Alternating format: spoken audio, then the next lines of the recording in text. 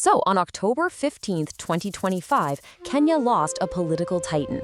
I mean, for nearly half a century, Raila Odinga was the central character in the nation's story. This is our tribute to a man whose legacy is just a fascinating study in paradox. A leader who never actually won the presidency, but you could argue he shaped the country more than anyone who did. And you see that central paradox of his life so clearly, right at the moment of his death. This powerful tribute, it didn't come from an ally. No, this came from President William Ruto. It was this incredible moment of national unity, where years of really bitter conflict were just set aside to honor the man. And you know, the president's words were backed up by real action. The whole country was pretty much brought to a standstill. Raila Odinga was given a full state funeral with military honors. That's the highest tribute possible. Even the national pastime paused. All football matches were suspended, which is such a poignant symbol of a nation just collectively holding its breath. To truly understand the statesman Raila eventually became, we have to go back to his beginning. But not his birth, his rebirth, inside a prison cell. We have to understand the dissident he was forced to become. Now look, yes, he was born into politics. His father was Kenya's first vice president after all, but it wasn't that privilege that forged his identity. No way. It was the immense personal suffering in the dark cells of an authoritarian state that truly defined the man. The sheer scale of the persecution he endured under the Moi regime is just staggering. He was arrested in 1982 and spent years in detention without a trial. And the cruelty was so personal, prison authorities actually waited 2 full months to tell him his own mother had died. This suffering is what led Amnesty International to name him a prisoner of conscience, and it's what ultimately forced him into exile. This decade of torment is what transformed him into a national symbol of resistance. So, with the moral authority he earned through all that sacrifice, he began this lifelong quest for the presidency. And while it's easy to look at his 5 campaigns and just see them as failures, the real story is how each one of those challenges served as a crucial stress test that, in the end, actually strengthened Kenya's democratic institutions. You can see this evolution so clearly over 3 key elections. In 2007, a disputed result leads to a massive crisis, but it also leads to a power-sharing government. Then, in 2013, he chooses to fight in the courts instead of the streets, setting a vital precedent. And in 2017, that faith was totally vindicated when the Supreme Court, in a first for Africa, annulled the entire presidential election. Each contest forced the system to mature. This quote, it captures the absolute chaos of that 2007 election perfectly.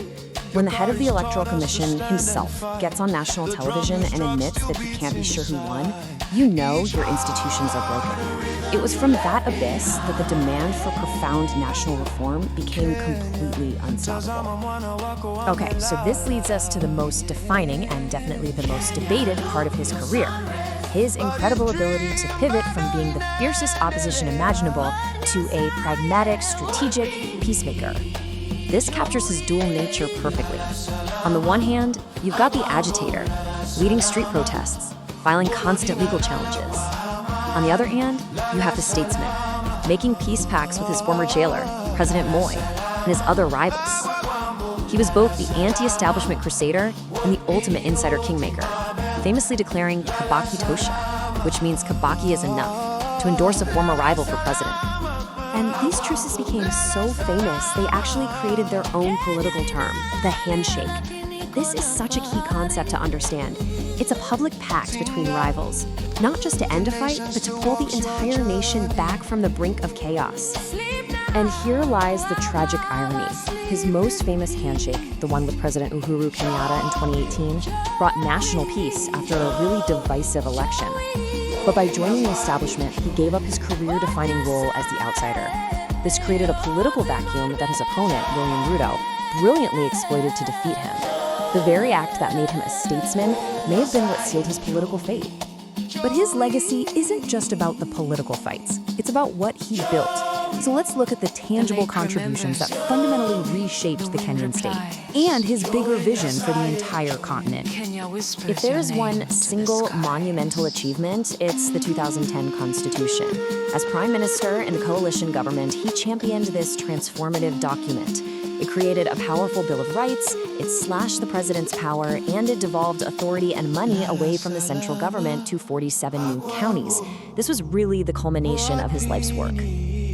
And that drive to build, it didn't just stop at Kenya's borders. He applied those same principles of justice, of modernization, and of accountability to his vision for a more prosperous and interconnected Africa. His stature grew to be continental.